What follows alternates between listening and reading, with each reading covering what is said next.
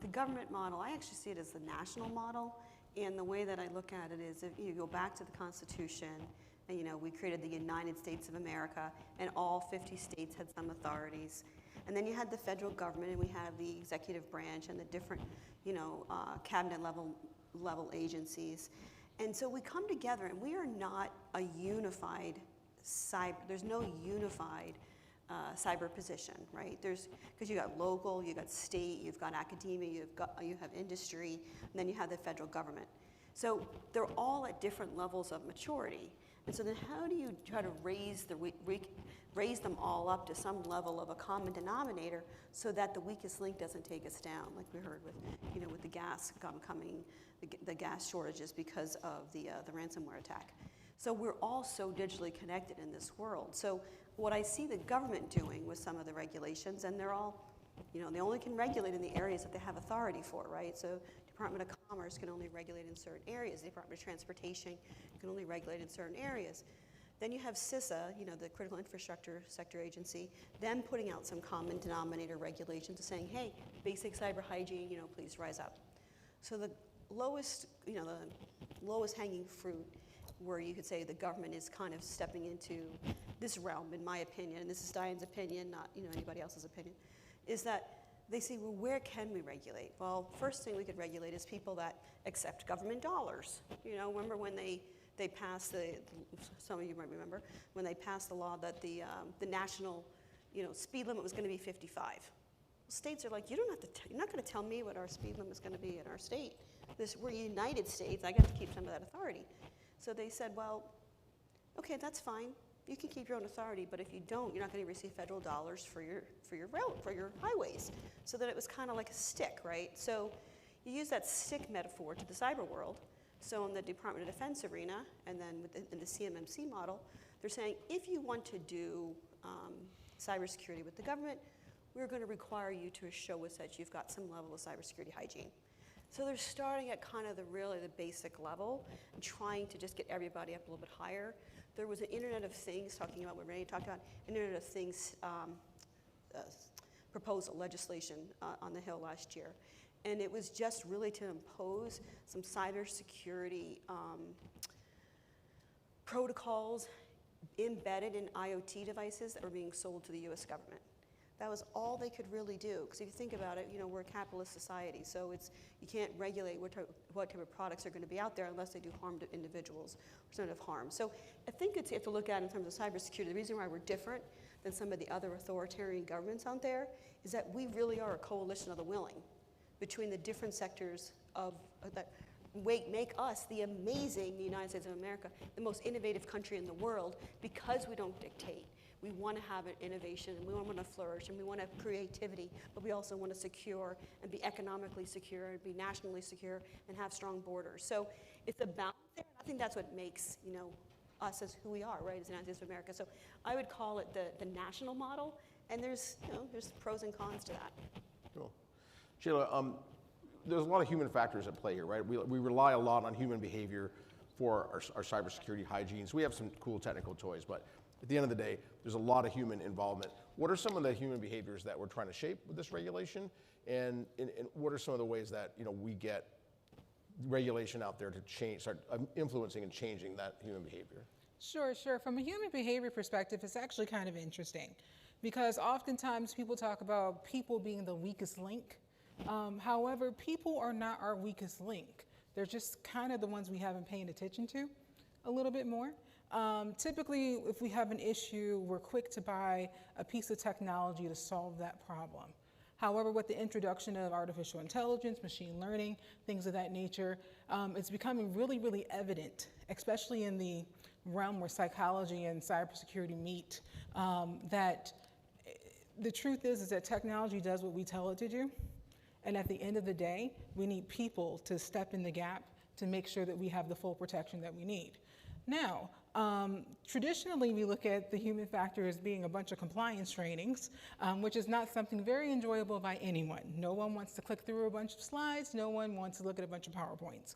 Even if we make them interactive from an attention span perspective, it's getting a little bit more difficult for folks.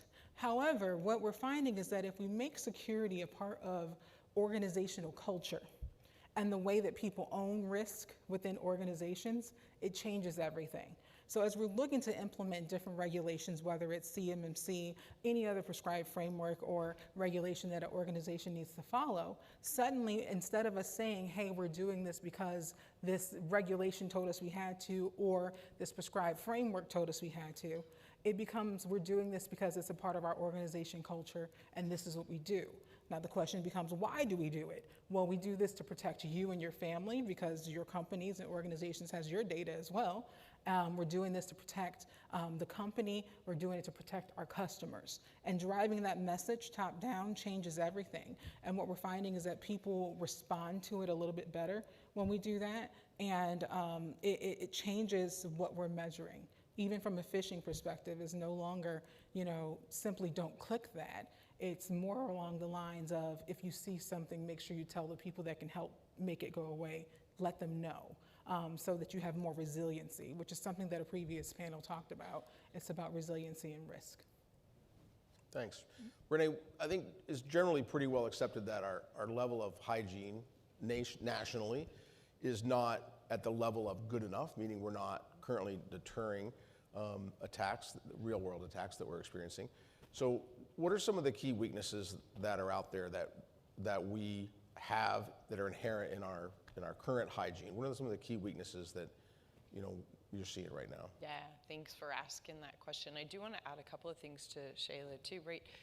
You have the humans inside your network or using your network to do their jobs, and you have the humans that are actually launching the attack. So it's an end-to-end with all the humans involved with that one. And on the side of the attack, they're paid really well to go to work, just like you and I go to work. And I think that's one of the elements, back to the weakest link part, is people need to understand attacking in a network is done for fun, fame, and or fortune.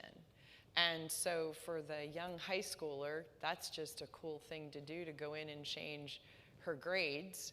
Been done, right? And so the weakest link comes from not thinking about cybersecurity as a risk within your enterprise if you're using any information technology or operational technology or IoT. And there isn't a place that I've been that doesn't use any of that. Your gates where you rub your car key, your car key, that's collecting data. So the weakest link is how you think about cybersecurity, or the lack of not thinking about cybersecurity.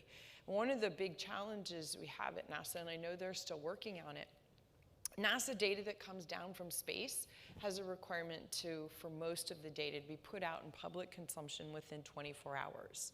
And that's for the scientists across the globe to make discoveries, to find new planets that are like Earth. They're called exoplanets. There was a contest a few years ago, and at the last tick, 2,700 members of the public across the globe found 2,700 plus exoplanets, planets just like our Earth.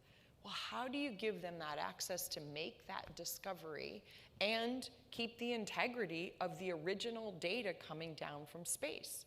You have to reimagine the way you work. To me, and they're working on this, right, is create a data area. I wouldn't call it a lake because it's even larger than an ocean. It's more than 50 terabytes of data per day come down from space. And that piece of information is really old.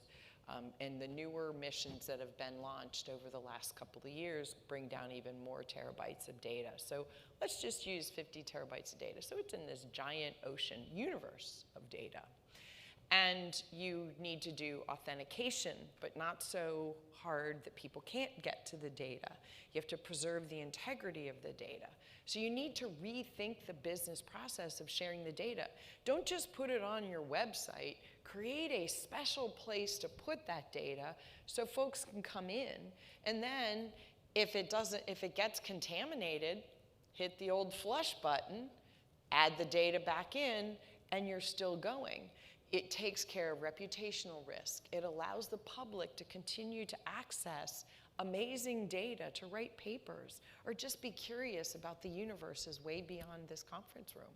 And so that's where it's really important to be at the table for the conversation, to identify the ways they're working and how to strengthen the ways they're working to preserve the reputation, preserve finances, and make sure people can have some fun with discovering new things. That's pretty cool. I always work on keeping the data inside. About getting Well, the data outside. The law says we can't, so we have to share. Shayla, the CMC initiative from the DoD has brought the whole concept of maturity around cybersecurity into focus the last couple of years. Help us understand a little bit about maturity versus hygiene, how those are interrelated, and why do we need maturity in our cybersecurity practices? Sure. I actually get this question a lot within the organizations that I work for. And when it comes down to looking at your cyber hygiene, it's really the fundamentals. What is the baseline that you need in order to ensure that you have the right protection in place?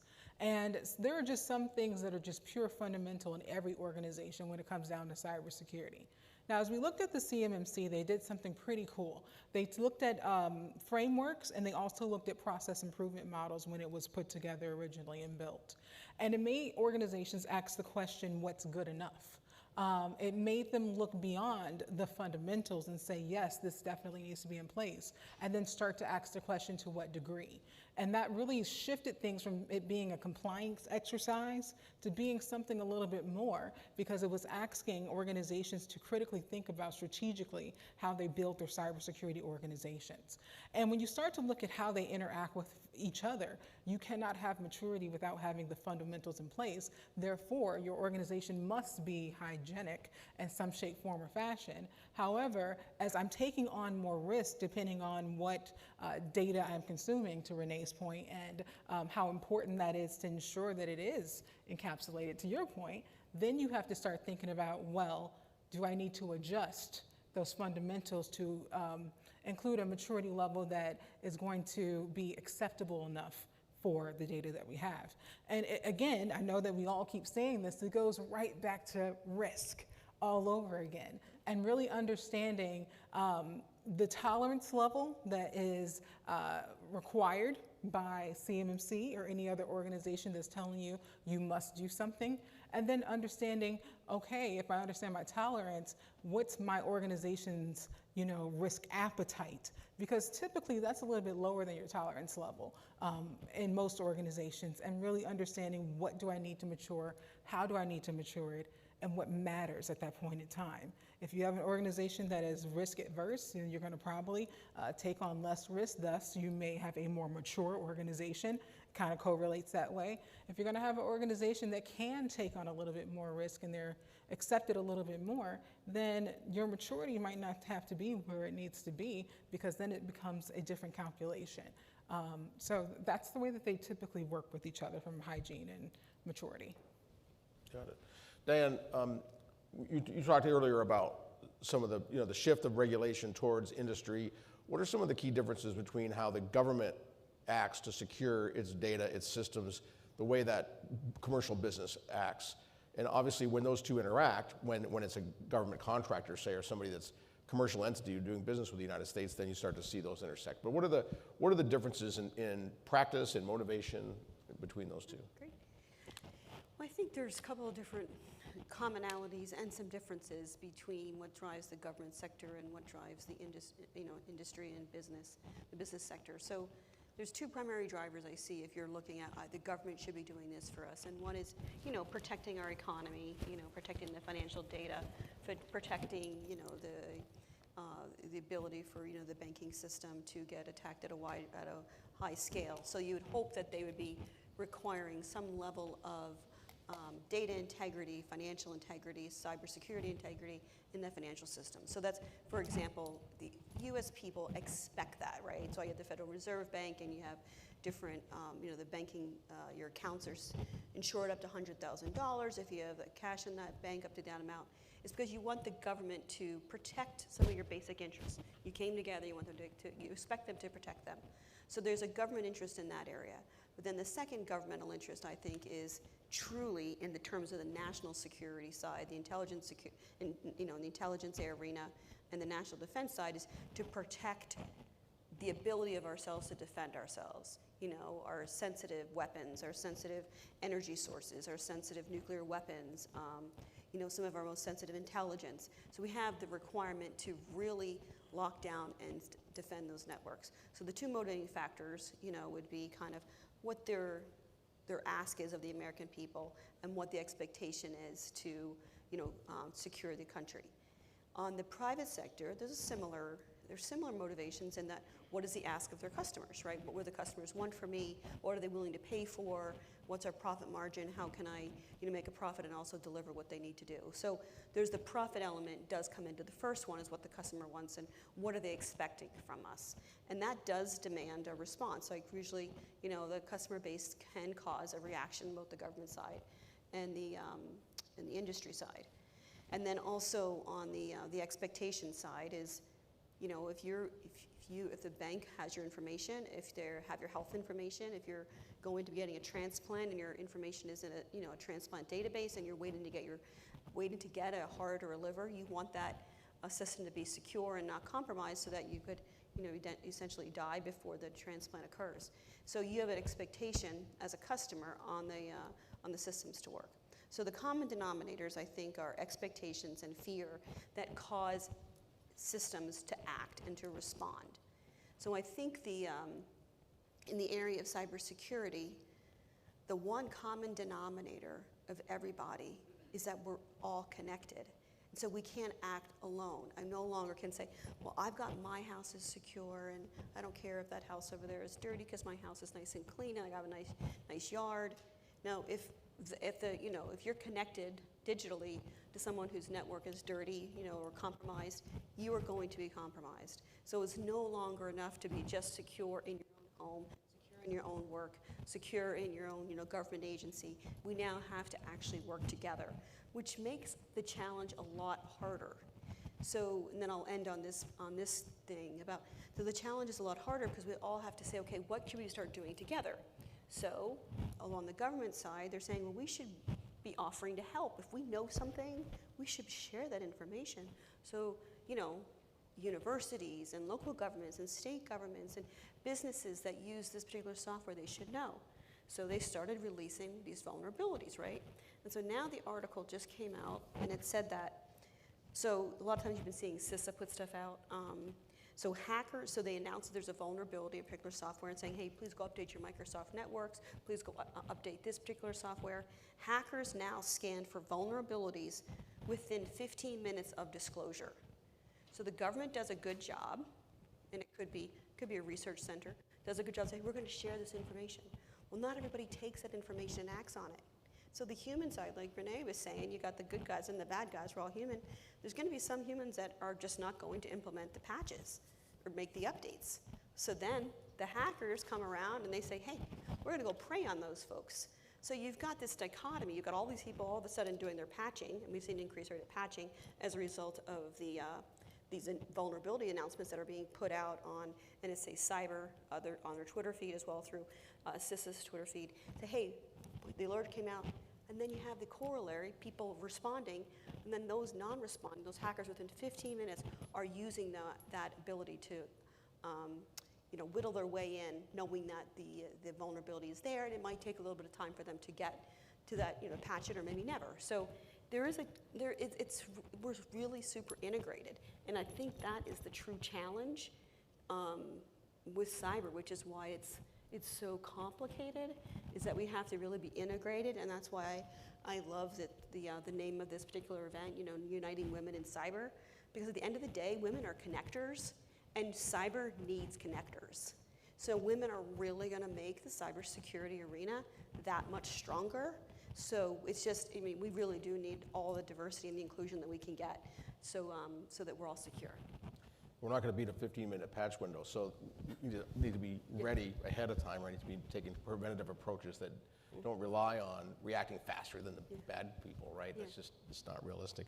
Shayla, one of the sticks out there that's been used to kind of motivate people has been the audit, the assessment, right? So we've seen DoD a couple years ago fielded a group called the DIBCAC. They're doing audits of DoD contractors. The CMMC initiative also has a big component of third-party assessment. So, large part, that's because there's a feeling that people are not really implementing the controls that are required on their own, even though it's a contractual requirement, because they don't think anybody's really checking their homework. So, like, well, let's come check the homework and see if that that kind of beefs things up. So, you've worked in the finance sector, was highly regulated. You had to show your work. What do we all need to do to prepare for the concept of talking to regulators, assessors, customers about our cybersecurity? I mean, I suspect we're going to need to be a lot more transparent than we have been. What do we need to do to prepare for that? Absolutely. I'm happy that you asked that question because when we think about the DFARS Clause 7012, implementing NIST 800-171 controls for the defense industrial base had always been there. It's always been a requirement. So when CMMC came along and everyone's like, oh no, I'm not going to be ready, we were confused initially because I was like, what do you mean you're not going to be ready? You already attest that you do this. So neither here or there, I'm not judging anyone. What I found, especially when I transitioned from critical infrastructure into the space that I'm in now, when I'm talking to a regulator, you have to have everything in line. They will go back to look at what they told you to do 3 years ago to ensure that it's still in place. And if not, you do get in a lot of trouble. I'll put it that way. It requires an organization level that from the federal lens, looking at the defense industrial base, I haven't seen very much of. So anytime I'm out there consulting with folks to tell them, okay, this is how you get ready for CMMC, or this is how you ensure that you're following the interim rule, whatever it may be, I do challenge them a little bit to say, it's gonna take a little bit more. It's just gonna take a little bit more. Think through what the control that you actually have to implement is, how you're going to implement it, and how you have to show it, and to ensure that you have all of your evidence in line.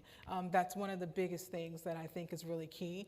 And being able to ensure that it's not just the person who's responsible for your compliance stuff, and it's not just your attorney, it's not just the CISO, like it's not those people. Everyone has to know their part, because when someone comes in, they can go talk to someone in your HR department. There's controls associated with them. They may go talk to somebody with your communications team to understand how you're controlling things that may be going outside of the company. So it's really about A, making sure everyone understands their part, and B, ensuring that if you say you do it, you actually do it, and you can show it, and you can go organizationally and show exactly what's going on. That's really, really important. So, and the thing about it, I know that it may seem painful for a lot of people. A lot of people do complain, but I do think when they see the greater in that, and that really goes back to that whole conversation of we're connected. It's not just for you, it's for so many other people and their families as well, and these United States of America holistically. So when you get the purpose behind it, I find that it's an easier task, but organization and making sure people understand their roles and responsibilities are key. You said earlier, culture of security. I think that is, yes, it is. That is kind of job one. Diane, we expect this is sort of basic level of hygiene everywhere, but it's not the case. People do struggle with getting these implemented. Shayla mentioned, that these were some of the requirements, for instance, that are in government regulation on industry have been out there for years, and yet, even though people have said they're doing it, they're not. Why are they not doing it? It's because they're struggling with it. There's some challenges there to do that. Do you think the government, from a regulatory perspective, do you think we can secure the weakest link? Can we succeed in changing thinking, changing behavior across the entire industrial base? Is that an achievable goal? Well, thanks for that question. I think it's beyond even the defense industrial base probably, but I'm hopeful. I'm optimistic. Like I said, we're the most innovative country in this world.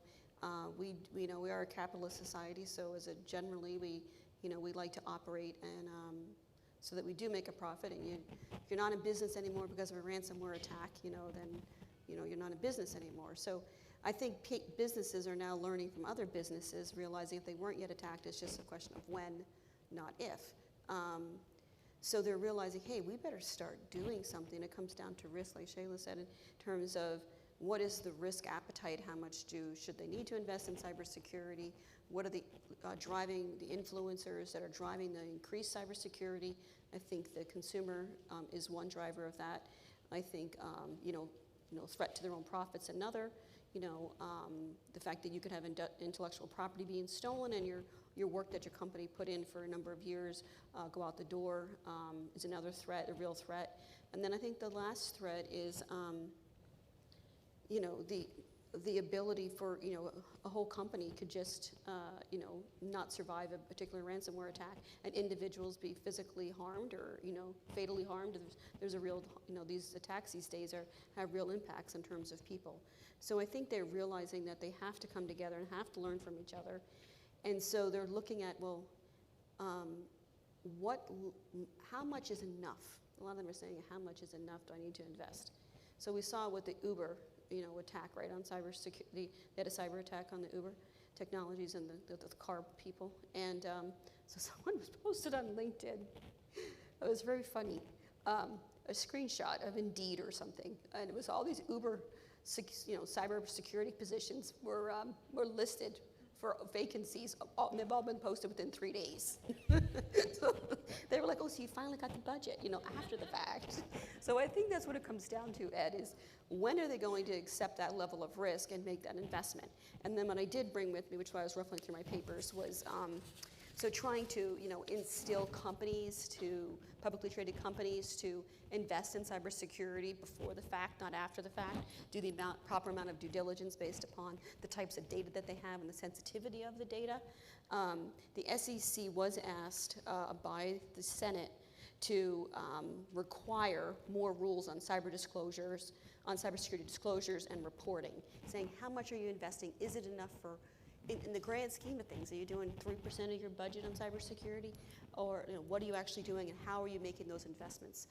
The state of Maryland was very effective in that they announced a couple of years ago there was some legislation, I believe it got passed for, I don't know if it continued or it was sunsetted or not, but the legislation was for small businesses that they would receive an offset on their taxes for the amount of the investment that they made in cybersecurity using small business resources, using resources within the state of Maryland. So using cybersecurity resources from Maryland for cybersecurity businesses, you get a tax benefit in terms of that. So they were saying, hey, we want you to use other businesses to make yourself whole, and we're going to give you a tax incentive to do that. So I think that was really helpful, actually. And Maryland has done a remarkable job in terms of their state focus to increase cybersecurity, across all their industries, and they have a large, telecommunications, defense, and intelligence, telecommunications, defense, and intelligence sector. So a lot going on in the state of Maryland, so kudos to them. But I think that's where it is driving incentives, driving innovation without stifling creativity, and then at the same time, hopefully protecting all Americans. Thanks. And Renee, I'll give you the last word. There's a general perception that the weakest link is small businesses. So two-part question. Do you think that's accurate? Is it small businesses that are the weakest link here? And if so, do we risk by raising the bar and requiring more of these sort of resource-constrained businesses, do we risk driving away innovation that we need in our country? Yeah, so the weakest link is the person or the business that doesn't want to pay attention to cybersecurity. And some of those folks decide it's too scary, and therefore they don't do something. I mean, how many of us have delayed, organizing our closet, right? Because it's scary, and you don't do it. Those risks are low. You just can't find the pair of pants that you want to wear. That's fine. Run around your house. Your dog thinks you're crazy, but that's okay. The dog always thinks you're crazy. The risk of not taking measures to protect your business, your intellectual property, your customer base, those are huge stakes, and it'll quickly ensure that you have to close your doors and file for bankruptcy. So the weakest link is those who aren't looking at business risks and putting cybersecurity as part of those business risks to pay attention to those. And the requirements and this is beginning to change because you used to be able to sort of insure your way out of paying attention to cybersecurity. Not now. That game just changed. I have a business of one. I was done with direct reports. I had 22 of them, and I had one child. There's a reason. I only have a low tolerance for a certain amount of chaos in my life. If I could do it at work, then I didn't want to do it at home. So, but the insurance now, for my insurance, for my general liability, they removed cybersecurity as coverage. So I now have separate cybersecurity for my phone and my computer insurance. And so as we change the dynamic, you can't insure your way out of it. So now, by doing something, you could actually change your premiums and reduce your premiums and control what's going on to protect your business or protect your life by making basic changes. And I think, you know, again, the weakest link is somebody not thinking they have this problem. And the minute you admit that you have this problem, it gets really easy to solve it. And I'm really glad, for one, that the insurance business has said, we're not letting you insure yourself out of this anymore and forcing people to pay attention. I, until the day I step foot in my grave, will have coverage, identity coverage, because I was a federal employee with clearances.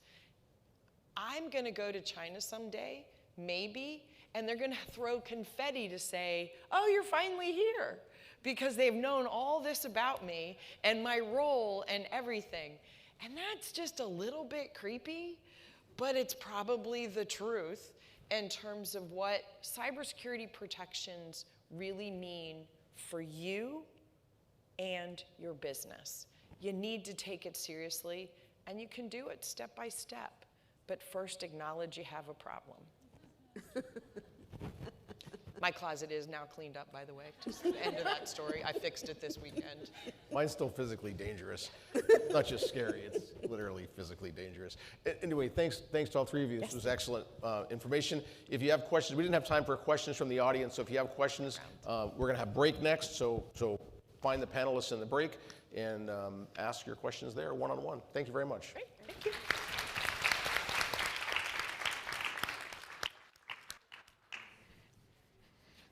Thank you. It reminds me of a conversation I had just a couple of weeks ago with someone who said their attitude is behind every keyboard is a heartbeat.